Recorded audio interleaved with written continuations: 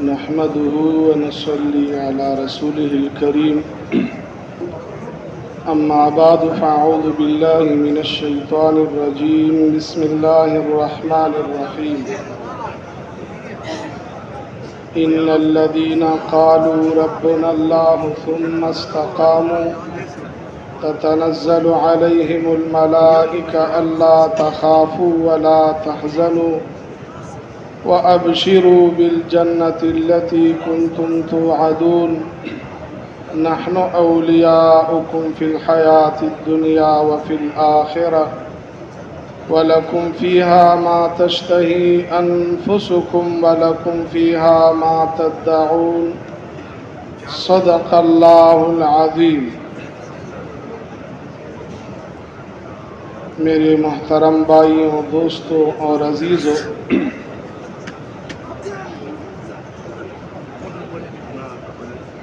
اللہ پاک جل شانہ نے ہمیں بہت بڑی نعمت دی ہے۔ اللہ قدردانی کی توفیق نصیب فرمائے۔ ہر نعمت کی جب قدر کی جاتی ہے اللہ پاک اس نعمت کو بڑھاتے ہیں۔ وَلَئِن شَكَرْتُمْ لَأَزِيدَنَّكُمْ، نعمت کی قدردانی کرو گے تو اللہ فرماتے میں اس نعمت کو میں بڑھاؤں گا۔ دنیا کی نعمتیں یہ عارضی ہوتی ہے، مال، دولت، عہدے، ڈگریاں، یہ عارضی نعمتیں، اور سب کو اللہ پاک دیتے ہیں۔ غیروں کو بھی دی ہیں، اپنوں کو بھی دی ہیں، پرایوں کو بھی دیتے ہیں، لیکن جو ایمان کی دولت، یہ بہت بڑی نعمت ہے۔ لیکن ایمان الحمدللہ موجود ہے۔ ایک آدمی کے پاس 10 روپے ہیں، ایک آدمی کے پاس 100 روپے ہیں، اور ایک آدمی کے پاس 1 لاکھ روپے ہیں، ایک آدمی کے پاس 1 کروڑ روپے ہیں، ایک آدمی کے پاس 1 ارب ہیں۔ اگر سب قسم کھائیں کہ میرے پاس پیسے موجود ہیں تو یہ ٹھیک ہے، پیسے ہیں، کسی کے پاس 10 ہیں، کسی کے پاس 100، پیسے تو سب کے پاس ہیں، لیکن کیا یہ 10، 100، لاکھ، کروڑ برابر ہیں؟ فرق ہے کہ نہیں؟ اسی طرح ایمان ہے، الحمدللہ ایمان ہے، لیکن کسی کا ایمان تھوڑا، کسی کا زیادہ، کسی کا اس سے زیادہ۔ ایمان برابر نہیں ہے ہر آدمی کا،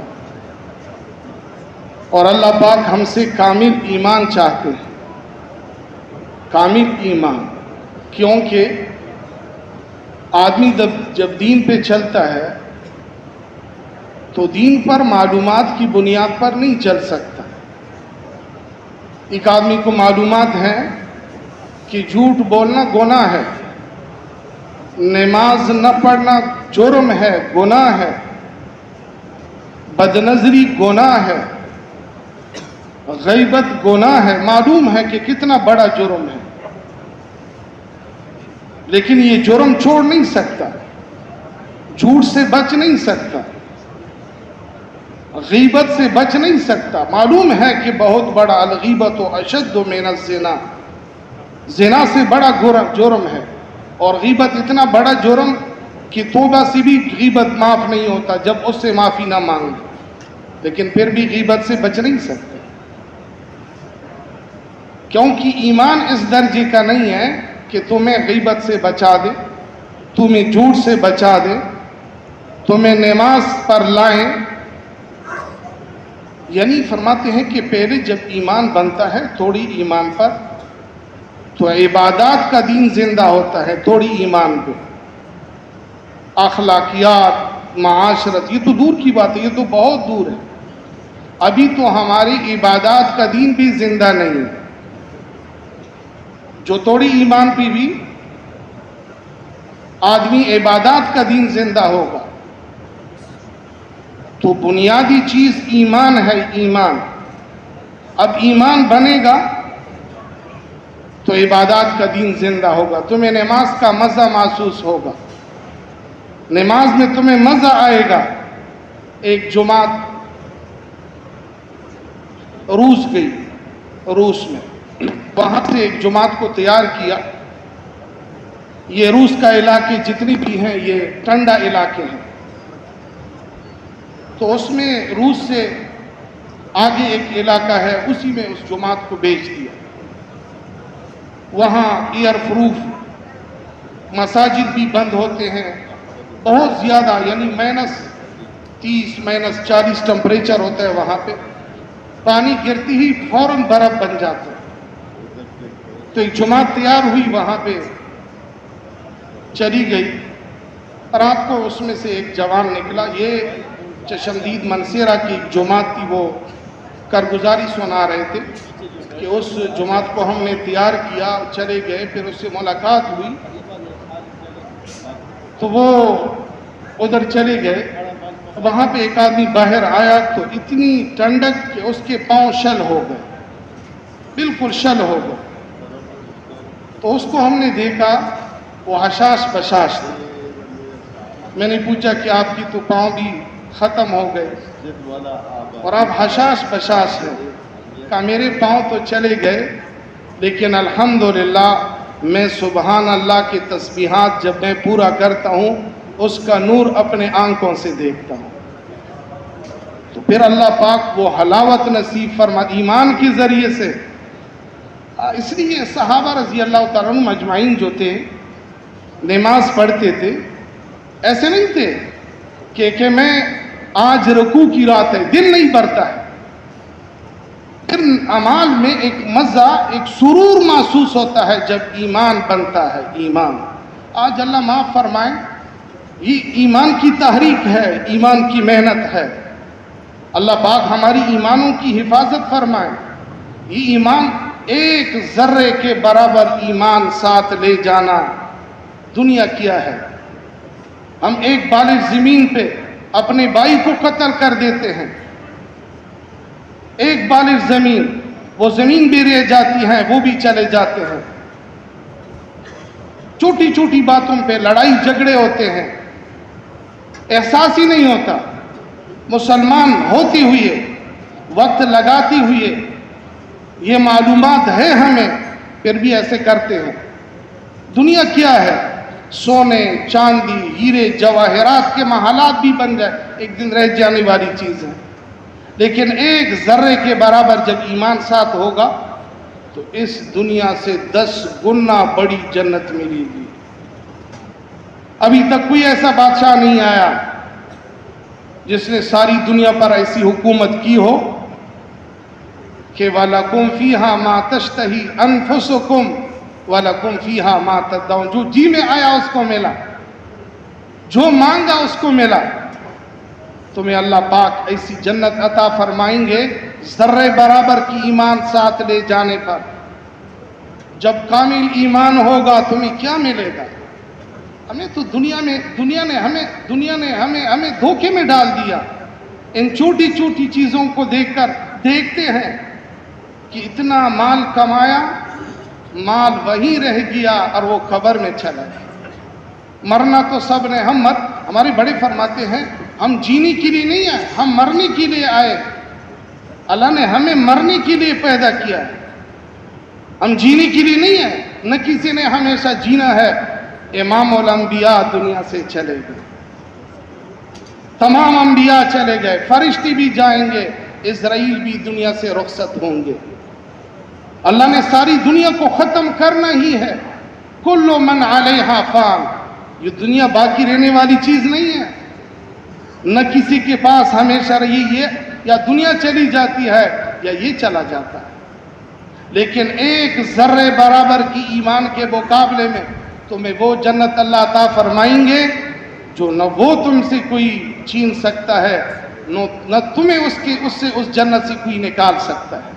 ہمیشہ کے لیے اس میں رہیں گے، ہمیشہ جوان ہوں گے، ہمیشہ خوش ہوں گے، ہمیشہ صحت ہوگی، ہمیشہ زندگی ہوگی.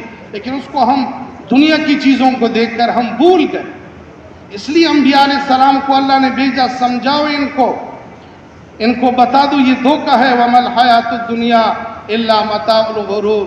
یہ دھوکہ ہے. کتنے لوگوں کو دھوکے میں ڈال دیا، کتنے لوگوں کو دھوکے میں ڈال دیا. اس دھوکے سے نکالنے کے لیے انبیاء علیہ السلام آتے تھے اور ایمان بنانے کی محنت کرتے تھے. ہم کون؟ شیخ عبد القادر جیلانی رحمۃ اللہ علیہ، کتنی بڑی ہستی، کتنی بڑی ہستی. ایک دن باہر چلے گئے تو اوپر سے بادل آیا، بادل سے آواز آئی، اے شیخ عبد القادر جیلانی میں تمہارا رب ہوں. بادل سے آواز آئی، میں تمہارا رب ہوں. تم نے بہت مشقتیں اٹھائی، بہت اپنے آپ کو تکایا، تمہاری لیے میں نے عبادتوں کو معاف کر دیا. اب عبادتیں آپ چھوڑ دو. بہت آپ نے عبادت کی. تو شیخ عبد القادر جیلانی تھے. فرمایا تو میرا رب نہیں، تو شیطان مردود ہے. عبادت تو اللہ پاک کے قرب کا ذریعہ ہے. نبی کو بھی اللہ نے عبادت معاف نہیں کی. ساری رات محمد رسول اللہ کے لیے کڑے اور پاؤں پہ ورم آ جاتا تھا، پاؤں پھول جاتے تھے. عائشہ نے عرض کیا، یا رسول اللہ اتنی مشقت کیوں اٹھاتے ہو؟ بالفرض و تقدیر اگر ہو بھی اللہ نے تمہارے سارے لغزشوں کو معاف کر دیا. نبی سے گناہ نہیں ہوتا، معصوم ہوتا ہے بالفرض و تقدیر. کہا پھر میں اللہ کا شکر گزار بندہ نہ بنوں؟ تو شیطان اوپر سے آواز آئی، تیرے علم نے تجھے بچا دیا. شیخ عبد القادر جیلانی کو کیا کہا؟ تیرے علم نے تجھے بچا دیا. کہا دوبارہ وار کیا تو نے، علم نے نہیں بچا، میرے رب نے تمہیں بچا، تم سے بچا دیا. رب نے بچا. ایمان پہ قائم رہنا، ایمان کو ساتھ لے جانا، یہ اصل ہے. ایمان بڑے بڑے لوگوں کو شیطان نے گمراہ کیا. الم اعہد الیکم یا بنی آدم اللہ تعبدوا الشیطان انہ لکم عدو مبین وان اعبدونی ھذا صراط مستقیم وَلَقَدْ ضَلَّ مِنْكُمْ جِبِلًّا كَثِيرًا أَفَلَمْ تَكُونُوا تَعْقِلُونَ. کتنے لوگوں کو اس ظالم نے گمراہ کیا، تم جانتی نہیں ہو؟ یہ تمہارا دشمن ہے، یہ شیطان تمہارا دشمن. میری بندگی کرو، یہ تمہیں سیدھا پہنچائے گا، یہ سیدھا راستہ ہے. شیطان ظالم ہے، تمہارا دشمن ہے. ایمان بنانے کا ابھی سوچا ہی نہیں ہے ہم نے. دیکھو یہ محنت ہے، ایمان کی تحریک ہے، ایمان کی تحریک. ایمان بنانا بنیاد ہے. جب ایمان بنے گا پھر تمہاری لیے. دیکھو اصل میں ہم، میرے محترم بھائیوں دوستو، ہم اصل میں جنتی ہیں. یہ سارے جتنا مجمع بیٹھا ہوئی ہے جنت سے آئے ہوئے. ہمارے دادا کہاں سے آئے تھے؟ آدم علیہ السلام جنت سے آئے. اللہ پاک نے جنت سے ہمیں بھیجا ہے، پھر جنت میں ہمیں جانا ہے، لیکن اس کے لیے شرائط رکھے ہیں. ایک آدمی کسی ملک میں جاتا ہے، اس کے لیے شرائط ہوتے ہیں. پھر تمہیں ویزا لگے گا پاسپورٹ پہ، پھر تمہیں انٹری حاصل ہوگی تو ایئرپورٹ پہ اندر جا سکتا ہے جب شرائط پورے ہوں. سب سے پہلی شرط ایمان ہے. ایمان ہوگا تمہارے ساتھ تو جنت میں جا سکتا ہے. جہاں من عمل صالحا من ذکر او انثى وهو مؤمن. ایمان ہو، ایمان. ایمان بنیاد ہے، ایمان بنیادی شرط ہے. تمہارے ساتھ ایمان ہوگا تو تو جنت میں جا سکتا ہے، یہ بنیادی شرط ہے. لیکن یہ ایمان ضعف میں ہوگا تو پھر اعمال نہیں کر سکتا. نماز بوجھ بن جائے گا، تلاوت بوجھ ہوگا، دعا مانگنا مشکل ہو جائے گی تمہارے لیے، اللہ کے راستے میں نکلنا مشکل ہوگا. ایمان پہلی ایمان بنے گا. حضور صلی اللہ علیہ وسلم نے صحابہ پہ سب سے پہلے ایمان کی محنت کی, ایمان کو بنایا. نماز نہیں تھا, روزہ, یہ احکامات نہیں تھے, ایمان بنانے کی محنت تھی. سب سے پہلی ایمان کو بنایا, ایمان کو بنایا. اللہ اکبر. جب ایمان بنا صحابہ کا, پھر ساری دنیا کو اس نے دکھایا بھی کہ جب ایمان بنتا ہے تو پھر اللہ ساتھ ہوتا ہے, اللہ ساتھ ہوتا ہے. پھر اللہ پر بھروسہ اعتماد ایسا بن جاتا ہے جیسا ہمارا آج دنیا پہ بنا ہوا ہے. اور دنیا پہ اس لیے بنا ہوا ہے کہ ہم نے ساری صلاحیت دنیا پر لگائی. مال دنیا پہ لگانا آسان, جان لگانا آسان, وقت لگانا دنیا پہ آسان. دین کی بھی کیوں مشکل ہے؟ کچھ نظر نہیں آتا. مخلوق کے ہاتھ میں کچھ نظر آ رہا ہے, جس کے ہاتھ میں کچھ نہیں. یا ایھا الناس انتم الفقراء الی اللہ واللہ هو الغنی الحمید. اے دنیا کے لوگوں, تم سب فقیر ہو, میرے در کے فقیر ہو. تمہارے ساتھ کچھ بھی نہیں, جو بھی تمہارے ساتھ ہے یہ میرا ہے. کس کا ہے؟ ہمارا اپنے وجود میں کوئی اختیار نہیں. آنکھیں ہم دیکھتے ہیں, نظر چلی جاتی ہے, کوئی اختیار نہیں. معلوم ہوا کہ آنکھیں اپنے نہیں ہیں. اس لیے فرمایا یعلم خائنۃ الاعین وما تخفی الصدور. یہ آنکھوں سے تم تجھی نگاہوں سے خیانت کرتے ہو. اللہ فرماتے اس کو میں جانتا ہوں, مجھے معلوم ہے یہ خیانت تم کیوں کرتے ہو. کیوں؟ یہ آنکھیں تمہاری نہیں ہیں, یہ آنکھیں میری ہیں. میری آنکھوں میں خیانت مت کرو. یہ آنکھیں تمہارا میں چین سکتا ہوں, تمہاری بصارت کو میں چین سکتا ہوں.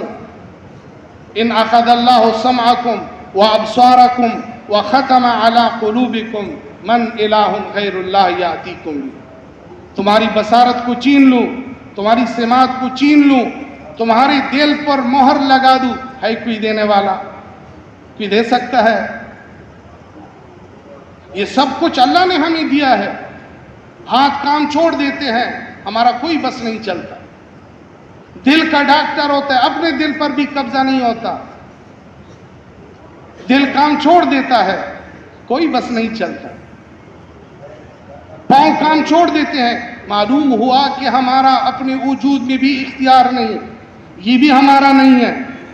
جب ہمارا نہیں ہے, جس کا ہے, جس کے کھائیے اس کا گائیے, جس کا کھائیے اس کا گائیے, جس کا ہے اس کے لیے استعمال کرو. اس کے بارے میں تم سے پوچھا جائے گا. یہ آنکھیں جس نے تمہیں دی کہاں استعمال کی تم نے؟ اس لیے حدیث میں آتا ہے لا یزال قدم ابن آدم فی یوم القیامہ حتی یسأل عن اربع. قیامت کے دن پاؤں زمین نہیں چھوڑ سکتے جب تک 4 سوال نہ کر لیے جائیں اور اس کا معقول جواب نہ دیا جائے. وعن عمرہ فیما افناہ. زندگی کہاں لگائی تھی؟ یہ زندگی تمہیں کس نے دی؟ تیرے باپ نے دی, بادشاہ نے دی, وزیر نے دی, امیر نے دی. کس نے دی تھی؟ جس نے, وہ پوچھتا ہے تم سے یہ زندگی تم نے کہاں لگائی تھی؟ اب جہاں جہاں تم نے زندگی لگائی ہے اس کے بارے میں تمہیں حساب دینا پڑے گا. اس لیے فرمایا حاسبوا قبل ان تحاسبوا. اپنا محاسبہ کر لو اس سے پہلے کہ تمہارا محاسبہ کیا جائے گا.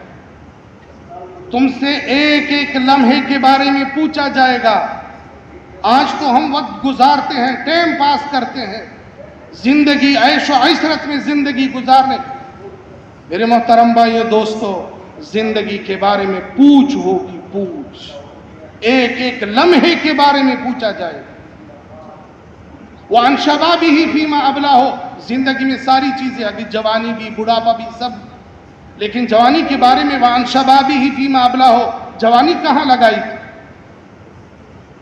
جوانی اس لیے فرمایا جو جوان جوانی میں اللہ کی عبادت کرتا ہے قیامت میں اللہ کے عرش کے سائے میں ہوگا. لوگ حساب میں گرفتار ہوں گے، یہ اللہ کا مہمان ہوگا۔ جوانی کو دین میں لگاؤ، یہ ایک وقت ہوتا ہے، یہ جوانی پھر نہیں آتی واپس۔ ایک دفعہ یہ جوانی ملی ہے، ایک دفعہ زندگی بھی ایک بار ملی ہے۔ اس جوانی کے پیچھے پھر ہاتھ ملیں گے، لیکن یہ پھر جوانی واپس نہیں آتی۔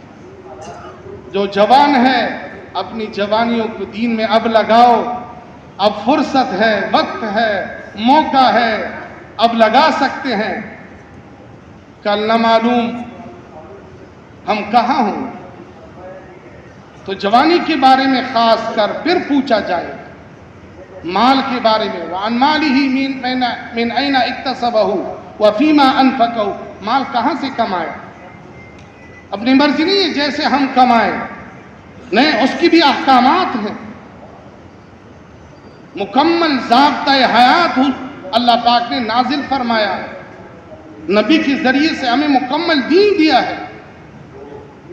پیسے کیسے کمانا، تجارت کیسی کرنی ہے، مسائل سیکھنا، ایسا نہ ہو کہ لگی ہوئی ہیں کہ ہم تو حلال کما رہے ہوں، معلوم نہیں تو سود میں لگی ہوئی ہیں، حرام میں لگی ہوئی ہیں، معلوم مسئلہ پوچھنا، علماء سے پوچھنا، ہر مسئلے کے بارے میں، جو شعبے میں ہم لگی ہوئی ہیں اس شعبے کے بارے میں پوچھنا، اس کے مسائل سیکھنا۔ وَفِيمَا أَنْفَقَهُ، خرچ کرنے کا بھی حکم ہے، کہاں خرچ کرنا اس کی بھی مسائل ہے۔ وَعَنْ عِلْمِهِ مَاذَا عَمَلَ بِهِ، تمہارے پاس جو علم تھا اس پہ کیا عمل کیا؟ تو میرے محترم بھائیو دوستو، یہ سب کچھ میرے رب کا ہے، اللہ نے مجھے دیا، کیوں دیا؟ یہ زندگی کیوں دی، ہمیں کیوں بنایا، یہ زمین و آسمان کو کیوں بنایا؟ حدیث میں آتے ہیں الدنیا خلقت لکم، ساری دنیا کو کس لیے بنایا؟ تمہارے لیے بنایا۔ یہ سورج تمہارے لیے نکلتا ہے، ایک لائٹ تمہارے لیے کوئی لگا دے کہ کتنا احسان جتاتا ہے، یہ کہ اسپیشل میں نے آپ کے لیے لائٹ لگایا ہے، اس محلے والوں کے لیے میں نہیں لگاتا، آپ کے لیے یہ سولر سسٹم میں نے لگایا ہے، یہ آپ کے لیے، آپ پر احسان ہے۔ یہ سورج تمہارے لیے نکلتا ہے، اور یہ نکلتا نہیں ہے، یہ نکلتا نہیں ہے، یہ نکالتا ہے، یہ کوئی نکالتا ہے۔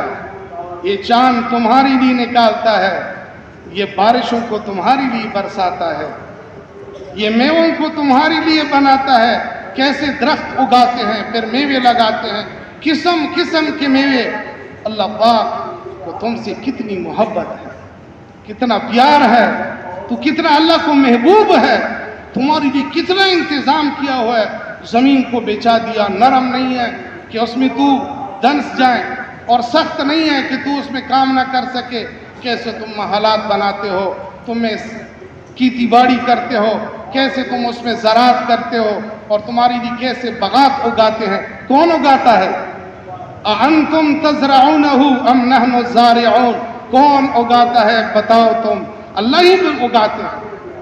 تم تو زمین میں دانے کو ڈال کر وہ خاک ہو جاتا، اللہ اس کو محفوظ رکھتا ہے، فرشتہ مقرر کرتا ہے، پھر اگاتا ہے، درخت بن جاتا ہے، تازہ تازہ میوے اللہ کھلاتا ہے۔ ایک آم کا درخت ہوتا ہے، اس پہ پھول لگ جاتے ہیں، لیکن اس آم سے تمہیں موسم میں آج کل پرسوں اگر ایک دن سارا پھک جاتا تو ختم ہو جاتا ہے ایک دن۔ تمہیں روزانہ منڈیوں میں آم آتا ہے، انگور آتا ہے، کیلے آتے ہیں، انار آتے ہیں۔ کس کو؟ اللہ نے تمہارے لیے سب کچھ بنایا۔ اللہ کھانے سے پاک تمہیں کھلا رہا ہے، پینے سے پاک تمہیں پلا رہا ہے۔ پانی کا ایک بوند، پیاس لگی ہوئی ہے، ٹھنڈا پانی پیتا ہے، کتنا مزہ آتا ہے۔ شریف اللہ جل شانہ فرماتے ہیں اَأَنْتُمْ أَنزَلْتُمُوهُ مِنَ الْمُزْنِ أَمْ نَحْنُ الْمُنزِلُونَ، یہ بادلوں سے پانی کون اتارتا ہے؟ لَوْ نَشَاءُ جَعَلْنَاهُ أُجَاجًا فَلَوْلَا تَشْكُرُونَ، کڑوا بنا دوں، شکر کیوں نہیں کرتے؟ ایک شکر یہ ہے کہ الحمدللہ بہت بڑی بات ہے، لیکن جس کے پانی پیتے ہو اس کے مان کے چلو، یہ شکر ہے۔ کتنے احسانات کیے ہیں اس نے تمہاری اوپر، دن کے احسانات، رات سلا دیتا ہے، ایک آدمی کی نیند اڑ جائے، گولیاں کھاتے ہیں، انجیکشن لگاتے ہیں، پریشان ہو جاتے ہیں، نیند نہیں آتی، مرنے کو میں گولی مار دوں مر جاؤں، پریشان ہوں، اللہ تمہیں سلا دیتا ہے، پھر بھی اس رب کو ہم ناراض کر دیتے ہیں، اٹھتی ہی اس کو ناراض کر دیتے ہیں، سوتی ہی اس کو ناراض کر دیتے ہیں، دیکھتی اس کو ناراض کرتے ہیں آنکھوں سے، جس آنکھوں سے دیکھنا، ہر چیز کو دیکھتی ہوئی تم اللہ کو پہچانو یہ میرے رب نے بنایا ہے، اور تمہیں دیکھتی ہوئی کتنا مزہ آتا ہے، ہر چیز کا رنگ تم دیکھتے ہوئے، سبز، زرد، کالا، مختلف قسم کے رنگوں کو دیکھ کر تم کتنے مزے اڑاتے ہو، دیکھتے آنکھوں سے، کتنی بڑی نعمت، اللہ پاک کے انعامات کتنے بڑے ہیں۔ تو میرے محترم بھائیو دوستو، یہ سب کچھ میرے رب نے دیا، اس لیے دیا، الدنیا خلقت لکم، سارے نظام کو تیری لیے بنایا ہے، یہ رات جو آتی ہے تمہارے لیے، دن آپ کے لیے، یہ سارا نظام تمہیں کیوں بنایا، تمہیں کیوں بنایا، تمہارا یہاں کام کیا ہے، وَمَا خَلَقْتُ الْجِنَّ وَالْإِنسَ إِلَّا لِيَعْبُدُونَ، تفسیری جلالین نے لکھا ہے اے الا لیعرفون، تمہارا اور کوئی کام نہیں ہے، تم رب کو پہچانو، تمہارا رب کون ہے، شاہن شاہ، وَنَحْنُ أَقْرَبُ إِلَيْهِ مِنْ حَبْلِ الْوَرِيدِ، شہرک سے تمہارا قریب، رات کے اندھیروں میں، جنگلوں میں چھپی ہوئی تم اس کو پکارو، اجیب الدعوۃ الداعی اذا دعان، جس وقت تم پکارتے ہو وہ تمہارا سنتا ہے، تمہیں جواب دیتا ہے، لبیک یا عبدی، میرے بندے میں تیار ہوں، کیا مانگتے ہو۔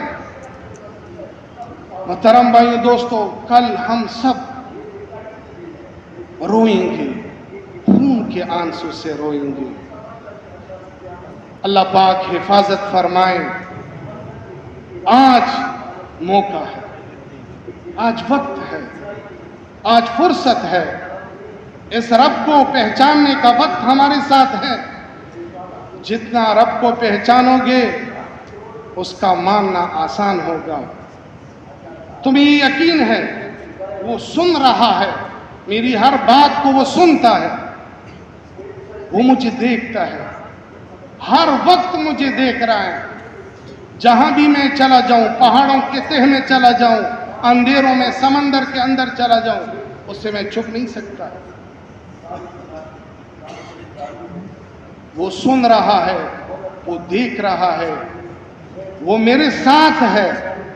جب یہ یقین ہو، وہ اتنی بڑی طاقت والا، اتنی بڑی قوت والا، جس نے فرعون جیسے ظالم کو کیسے ڈبو کے ہلاک کر دیا اور دکھا دیا، وہ کیا کہتے تھے، انا ربکم الاعلی، میں سب سے بڑا خدا ہوں، اللہ نے دکھا دیا، اللہ کا مقابلہ کون کر سکتا ہے، وہ طاقتوں قوتوں والا، دکھا دیا کہ میں کیسے کر سکتا ہوں، نمرود کو کیسے ہلاک کر دیا،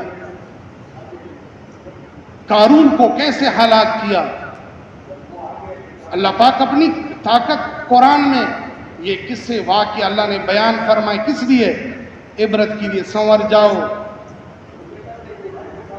اپنے آپ کو صحیح کر لو، اپنی ایمان کو بناؤ، میرے ساتھ تعلق بناؤ، میرے مان کے چلو، ورنہ تمہارا بھی اسی طرح حشر ہوگا، میں تمہیں اپنا مہمان بنا رہا ہوں، اس لیے تمہاری لیے نبی کو بھیجا، قرآن کو اتارا تمہارے لیے، تاکہ تم میرے مہمان بن جاؤ، میں تمہیں اپنا مہمان بنا رہا ہوں، تم مجھ سے بھاگ رہے ہو، اس لیے نبی کو بھیجا۔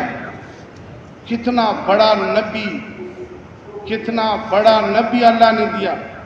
جبرائیل علیہ السلام نے ایک دفعہ حضور صلی اللہ علیہ وسلم نے جبرائیل علیہ السلام سے پوچھا کہ تمہاری عمر کتنی ہے، جبرائیل سے پوچھا تمہاری کتنی عمر ہے، تو جبرائیل علیہ السلام نے عرض کیا مجھے تو عمر کی معلومات نہیں، عمر معلوم نہیں، لیکن میں جب سے آیا ہوں میں ایک ستارے کو دیکھتا ہوں، ستارے کو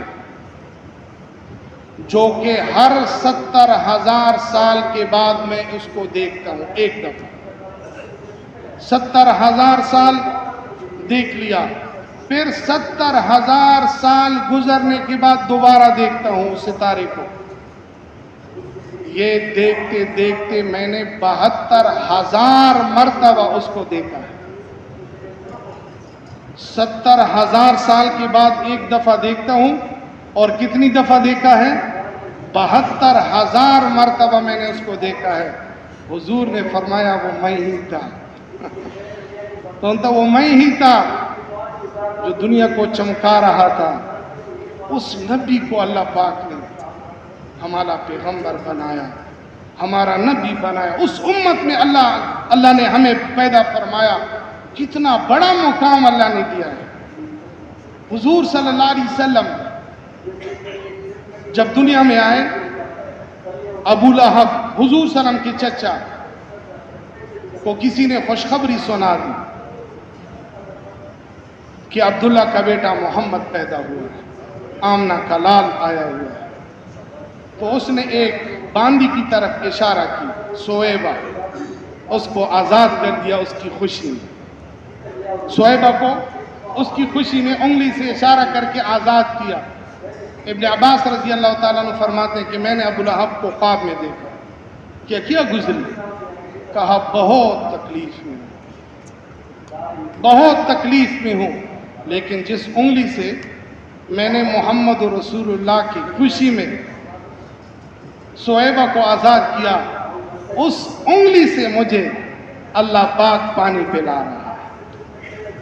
محمد کی خوشی میں جس انگلی سے اشارہ کیا، اس کو راحت انگلی سے مل رہی ہے۔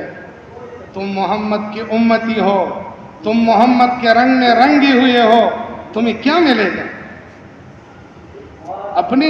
اپنے اللہ کو پہچاننا، ہمارا رب کون ہے، اپنے نبی کو پہچاننا۔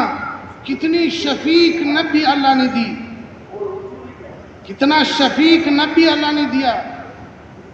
امت کے لیے روئے، امت کے لیے روئے، سب کچھ امت پہ لگایا، اپنے عزت کا بھی خیال نہیں کیا۔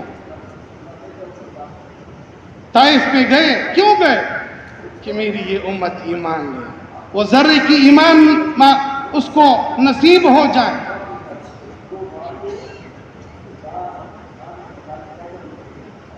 ایمان نصیب ہو جائے۔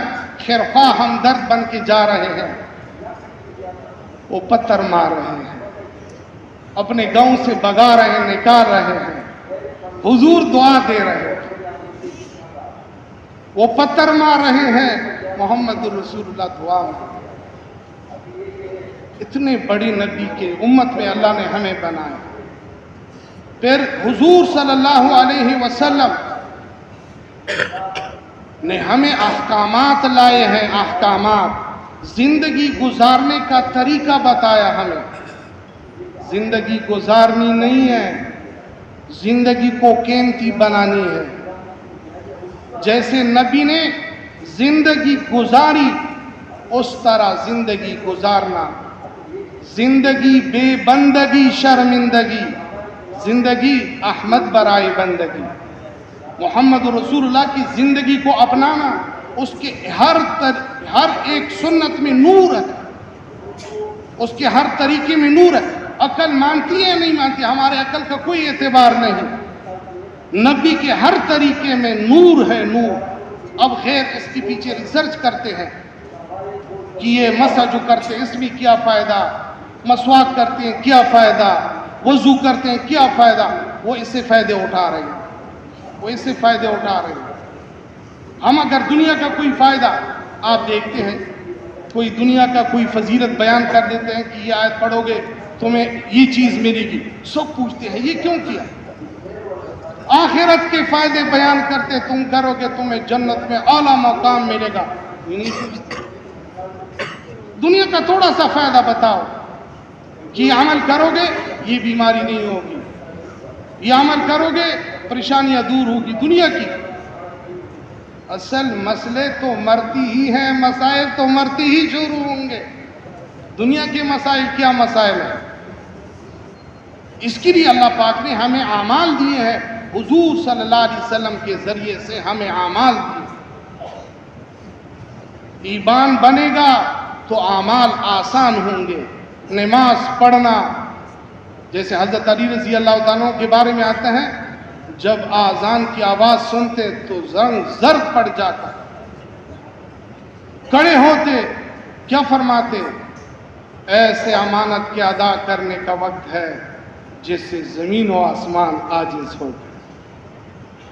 ایک شوق ہوتا، جذبہ ہوتا۔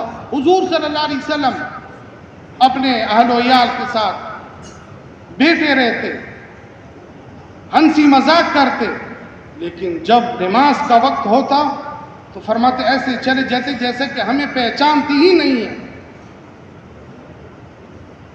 آج ہم دنیا کے تو چھوٹے چھوٹے کاموں میں لگے ہوئے ہیں، بھئی یہ بھی ہم خدمت کر رہے ہیں۔ خدمت کے لیے نہیں، ہم جس چیز کے لیے لگے ہوئے ہمیں معلوم ہے۔ خدمت لا طاعت المخلوق فی معصیت الخالق، خالق کی نافرمانی میں کسی کی تابعداری نہ کرنا۔ نماز ایک بہت بڑا حکم، ایمان کے بعد سب سے بڑا حکم نماز کا۔ نماز، احمد علی لاہوری رحمۃ اللہ علیہ فرماتے تھے، نماز بقدر زندگی، زندگی بقدر نماز۔ جتنی زندگی اچھی ہوگی اتنا نماز اچھا ہوگا، جتنی نماز اچھی ہوگی اتنی زندگی اچھی ہوگی۔ آج نماز بنانا ہم ضرورت ہی نہیں سمجھتے، بھائی جیسا ہی سیکھا ہے نماز کو سیکھا اسی طرح پڑھ رہے ہیں۔ 50 سال، 40 سال، 30 سال بعد جیسے نماز کو سیکھا، الفاظ بھی وہی الفاظ، اس کی کوشش ہم نے اور اس کا مشق ہم نے کبھی نہیں کیا۔ نماز بنانے، اس لیے مولانا یوسف رحمۃ اللہ علیہ فرماتے تھے، صحیح نماز بنانے کے لیے 3-4 سال لگیں گے اور روزانہ 3-4 گھنٹے لگیں گے۔ نماز بنانے کی چیز ہے، نماز کو بناؤ۔ نماز ہر مسئلے کا حل نماز میں موجود ہے۔ صحابہ نے مردوں کو نماز کے ذریعے سے زندہ کیا، بارشوں کو اتارا نماز کے ذریعے سے، اللہ کی مدد کو اب نماز کے ذریعے سے ہم اپنے آنکھوں سے دیکھتی ہوئی اتارا۔ نماز پڑھتے پڑھتے اللہ کی مدد کو اتارا، اپنے آنکھوں سے دیکھ رہے ہیں۔ نماز میں اللہ نے قوت رکھی ہے، لیکن نماز ہو، اس نماز پہ تو ہمیں اتنی روٹی بھی نہیں ملتی۔ حکم وامر اہلک بالصلاۃ واصطبر علیہا لا نسألک رزقا نحن نرزقک والعاقبۃ للتقوی۔ ایمان، نماز بن تو جائے، صحیح نماز پڑھے تو صحیح، 2 رکعت نماز پڑھو، اس میں خیال نہ آئے ہمیں جو مسئلہ پریشانی جو یاد نہیں آتا وہ نماز میں ہی یاد آتا ہے۔ سارے خیالات نماز میں آ جاتے ہیں۔ تو یہ جب ہوگا جب تنہائی میں اس کے مسائل ہم سیکھے، علماء کے پاس جائیں۔ شری مولانا نے فرمایا، علماء کی زیارت کو عبادت یقین جانا، علماء کے پاس جاننا، علماء کے پاس جانا، مسائل سیکھنا علماء سے، نماز کے بارے میں، زندگی کے بارے میں مسائل سیکھنا، گھر کے مسائل کے بارے میں، اپنے تجارت کے بارے میں مسائل سیکھنا علماء سے۔ اور میرے محترم بھائی دوستو، من خرج لطلب العلم فهو فی سبیل اللہ حتی یرجع، جو کسی مسئلے کو سیکھنے کے لیے، دین کو سیکھنے کے لیے گھر سے نکلتے ہیں، وہ اللہ کے راستے میں ہے جب تک واپس نہ آئے۔ فرشتے پر پلاتے ہیں اس کے لیے، نورانی پر، ساری مخلوق اس کی دعائیں کرتے رہتے ہیں، اور کسی قبرستان پہ طالب علم گزرتے ہیں، اللہ پاک اس سے عذاب کو ہٹا دیتے ہیں۔ تو یہ میرے محترم بھائیو دوستو، اللہ پاک کے ساتھ تنہائی میں بیٹھ کر کچھ وقت نکالیں اس کے لیے۔ ہم نے تنہائی میں اپنے دوستوں کے ساتھ، یار و احباب کے ساتھ اس کی محبت کے ذائقے چکھ چکے ہیں، اللہ پاک کے ساتھ راز و نیاز کے ذائقے نہیں چکے۔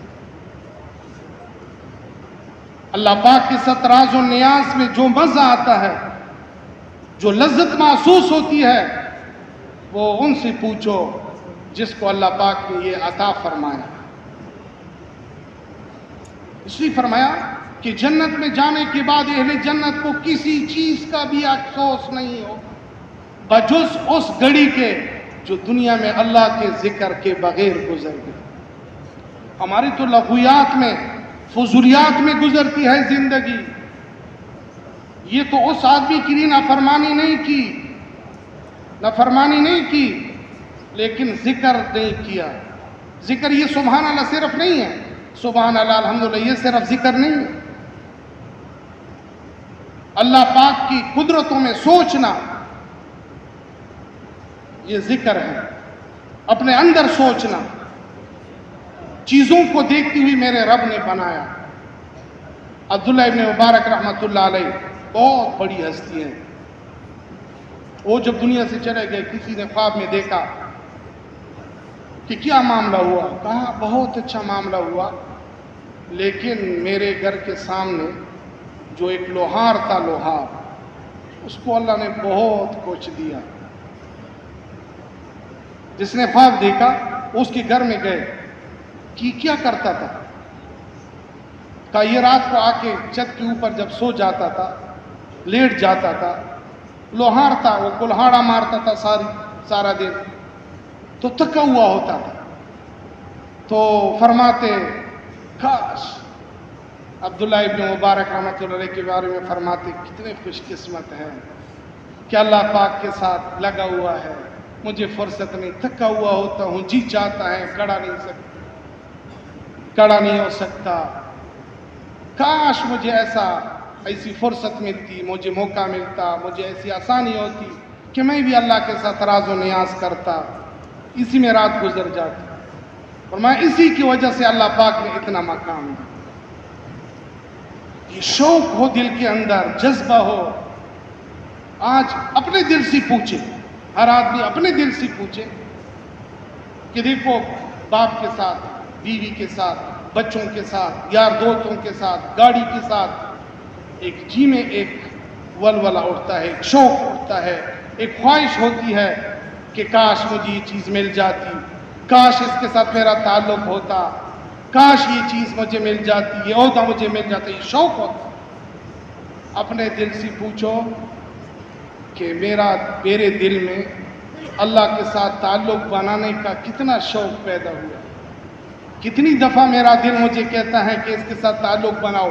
شوق بڑھتا ہے، پیدا ہوتا ہے، پھر آدمی کوشش کرتا ہے کہ اللہ کے ساتھ تعلق بنائے۔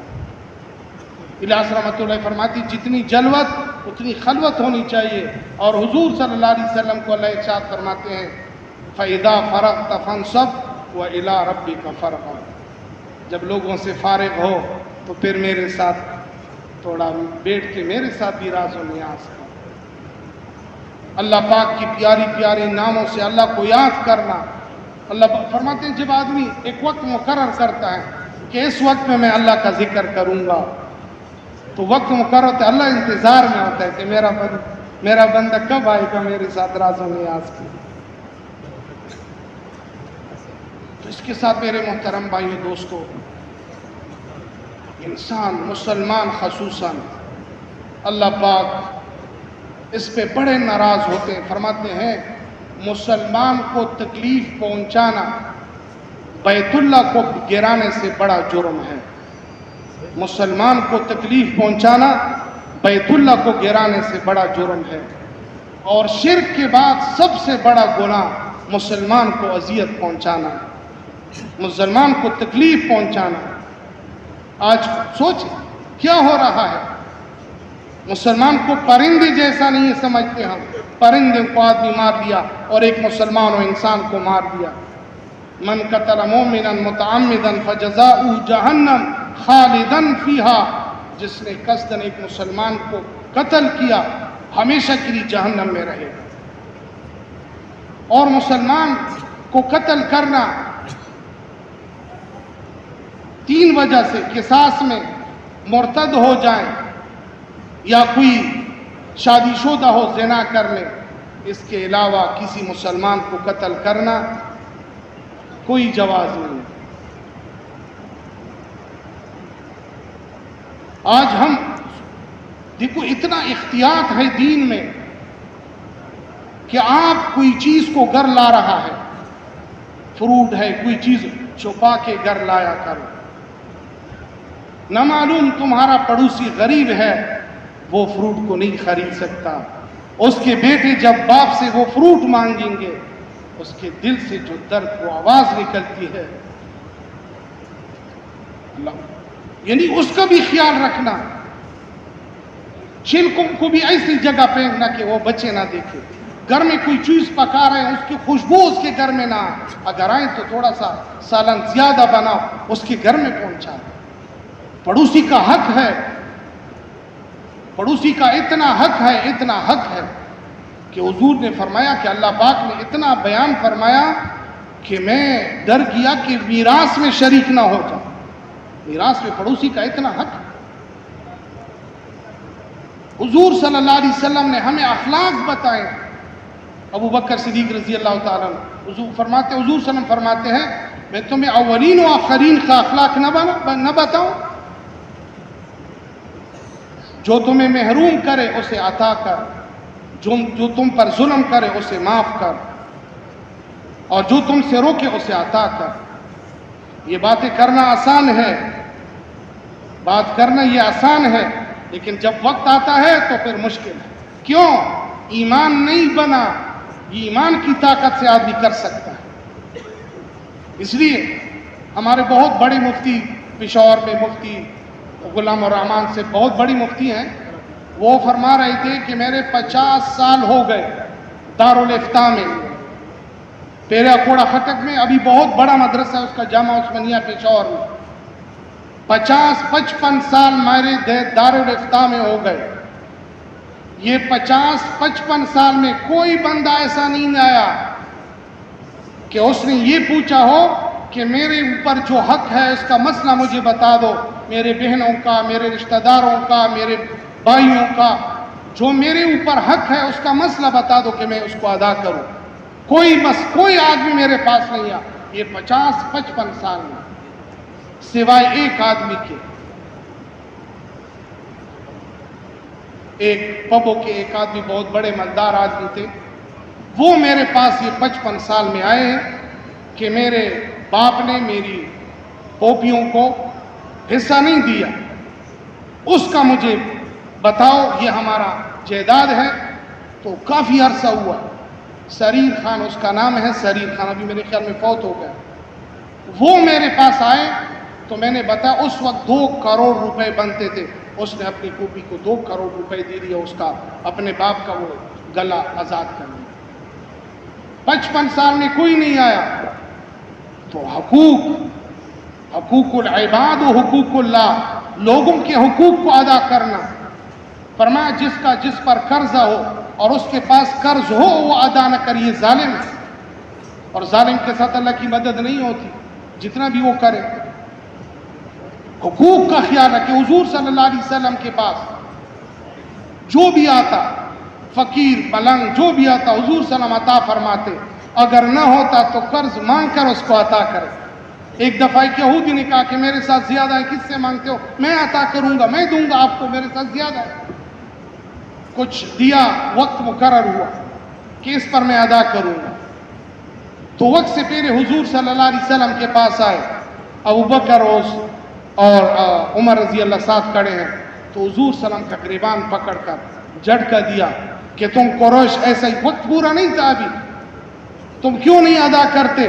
ٹال مٹول کرتے ہو، تم ادا نہیں کرتے. تم نے وقت وہ جو قرض لیا تھا وہ مجھے آتا، وہ مجھے دے دو. عمر رضی اللہ کھڑے تھے، غصے میں آ گئے. دانی یا رسول اللہ اضرب عنقہ، اجازت دو کہ اس کی گردن کو اڑا دوں. اور اس کو کہا حضور صلی اللہ علیہ وسلم کے ادب کا خیال نہ ہوتا میں تمہارے گردن کو اڑا دیتا. حضور نے فرمایا عمر نہیں، ایسا سخت بات نہ کرو، جاؤ ان کو اپنا کھجور بھی دو اور اتنا زیادہ دو. کہا یہ کیوں؟ کہ جو تم نے سخت الفاظ کہے ہیں اس کے بدلے میں یہ دے. جب یہ اس کو دیا، اس نے کہا پہلے مجھے کلمہ پڑھا دو. کہا اب کیا کر رہے تھے؟ کہا تم کون ہو؟ کہ میں وہ دسنا ہوں. کہا وہ یہودی عالم. ہاں میں وہ یہودی عالم ہوں. پھر تو نے ایسا کیوں کیا؟ کہا میں نے حضور صلی اللہ علیہ وسلم کے بارے میں سنا تھا، اس کی جو صفات نبی ہونے کی نبوت کے ہیں سب پورا، لیکن ایک بارے میں نے سنا تھا کہ بڑا بردبار ہے، حلیم ہے. میں اس کی بے عزتی کے لیے نہیں آیا تھا، میں تجربہ کرنے کے لیے آیا تھا کہ کتنا بردبار ہے. یہ واقعی نبی ہے، مجھے کلمہ پڑھا. مسلمان ہو، اخلاق ہیں. اللہ ہمیں اخلاق والا بنا دے. میرے محترم بھائیو دوستو، اعمال ہماری ہوں گے، لیکن اخلاق کے ذریعے سے سخت الفاظ کسی کو کہنا، گالی کہنا، غیبت دینا، چغلی کرنا، سارے اعمال برباد ہو جاتے ہیں. اس کے لیے میرے محترم بھائیو دوستو، اس لیے کریں کہ ہمارا رب ہم سے راضی. کیوں؟ ہمارا رب راضی ہو جائے. لوگ ہمیں کیا دے سکتے ہیں؟ ایک صحابی عمر رضی اللہ تعالیٰ عنہ کے زمانے میں وہ فتوحات ہو چکے تھے، سونے کے ڈھیر لگے ہوئے تھے. ایک صحابی آئے اور ایک روایت میں کہ اس کا وہ جو تاج تھا بادشاہ کا، وہ یا کچھ قیمتی ہیرے تھے، اور اپنے منہ کو چھپائے ہوئے اس کو لے آئے. تو پوچھا کون ہو؟ اپنے آپ کو بتا تو دو کہ تم کون ہو، یہ اتنی قیمتی چیزوں کو لائے ہو. کہا جس کے لیے میں لایا ہوں مجھے جانتا ہے، جس کے لیے میں لایا ہوں وہ مجھے جانتا ہے. اس لیے اخلاص سے تھوڑا سا عمل آدمی کی نجات کے لیے کافی ہو. اللہ بڑا چڑھا کر دیتے. اخلاص ہو. اس لیے صحابہ کا اخلاص، فرمایا کہ صحابہ کی ایک مٹھی جو ہمارے سونے کے پہاڑ کے برابر، وہ بھی بڑی ہوئی اس کی. اتنا اخلاص تھا صحابہ میں، ہر عمل کو اللہ کے لیے کہ بھئی میرا رب مجھ سے راضی ہے. کو اسی فرماتے ہیں کسی کی وجہ سے عمل چھوڑنا، کسی کی وجہ سے عمل چھوڑنا یہ ریا ہے. کسی کی وجہ سے عمل نہ کرنا یہ ریا ہے، اور کسی کی وجہ سے عمل کرنا یہ شرک ہے. کسی کی وجہ سے عمل نہ کرنا یہ ریا ہے، اور کسی کی وجہ سے عمل کرنا یہ شرک ہے. یہ شرک ہے. تو میرے محترم بھائیو دوستو، یہ سارے صفات ہوں جو اب جنت میں بڑے شان و شوکت سے استقبال کے ساتھ داخل ہوئی.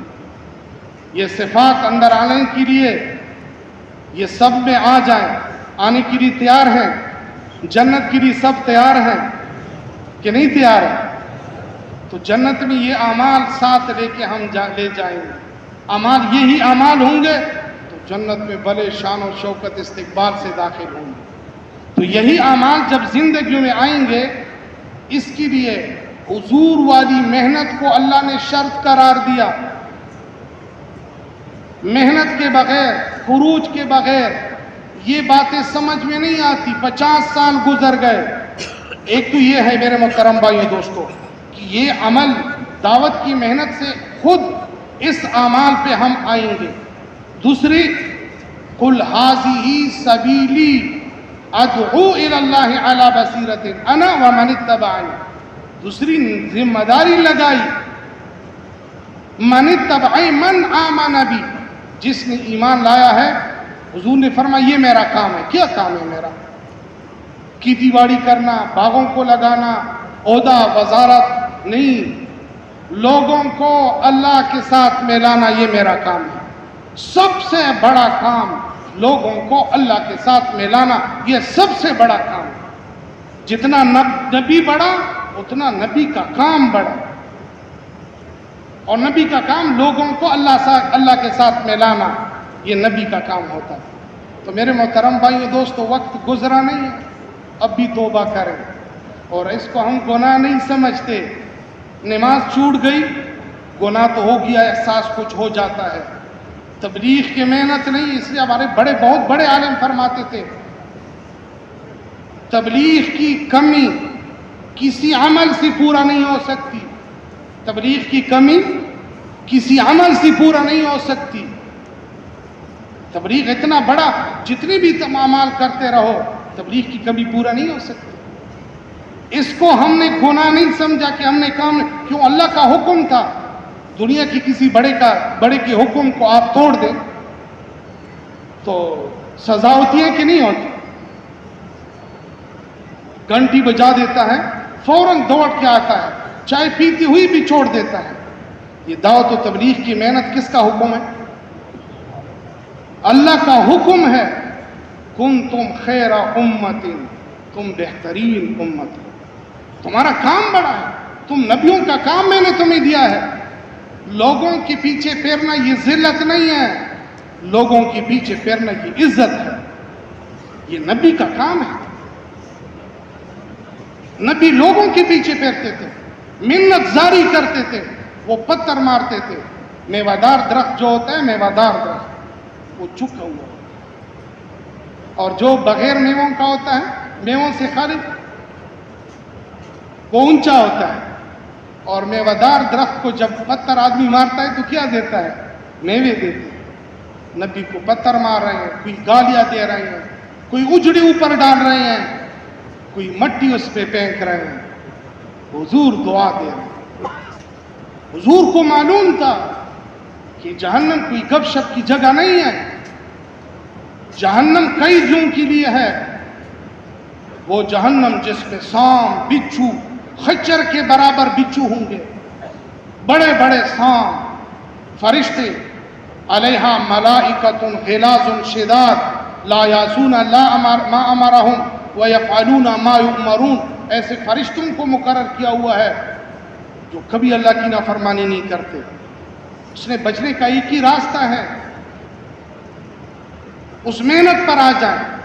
دیکھو آج نماز پڑھتے ہیں، محنت نہیں ہے۔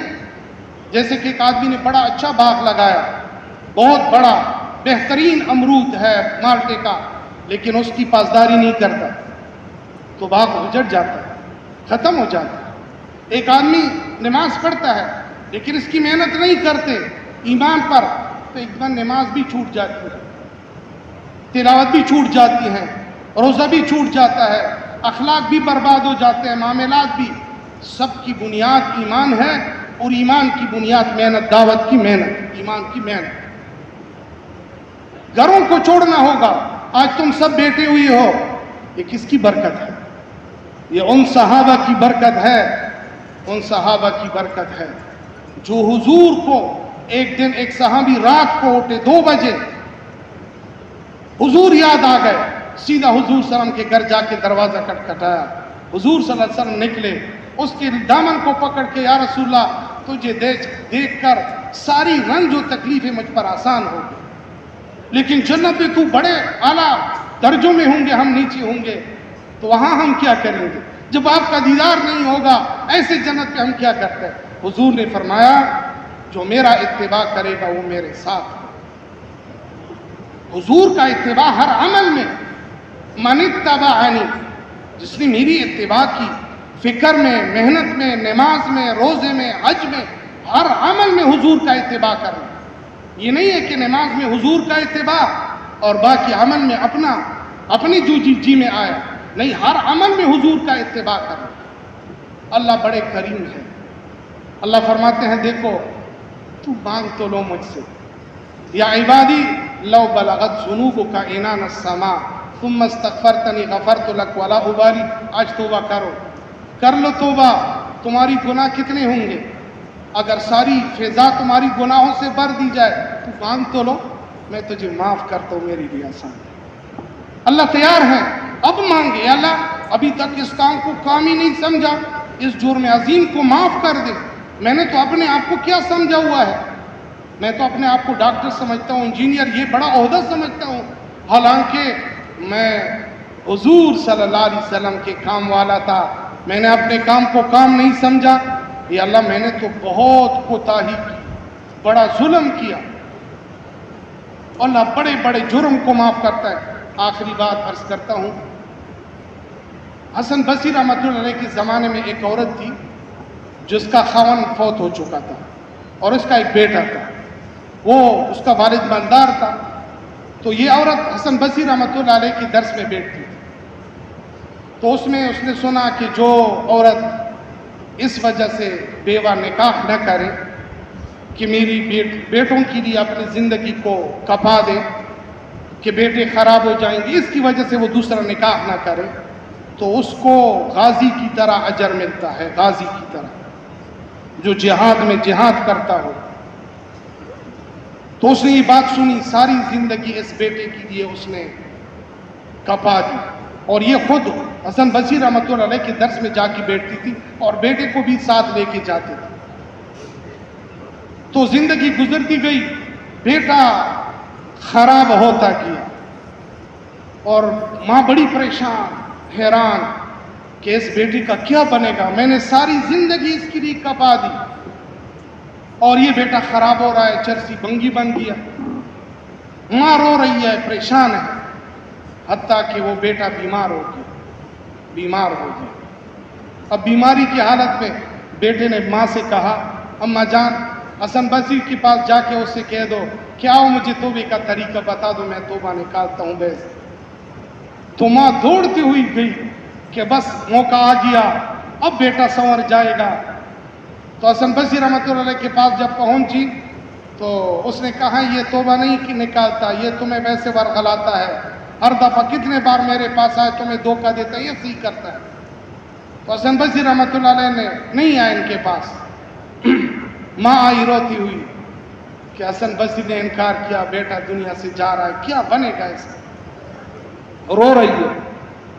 تو بیٹے نے کہا، اماں جان وہ تو نہیں آ رہا ہے، میری دو نصیحتوں کو کان نیچے کر دو، قریب کر دو، میں دو وصیتیں آپ کو کرتا ہوں، یہ اپنے ساتھ محفوظ رکھنا۔ میں نے بڑا جرم کیا، اللہ کو ناراض کیا، میں نے حضور کو ناراض کیا۔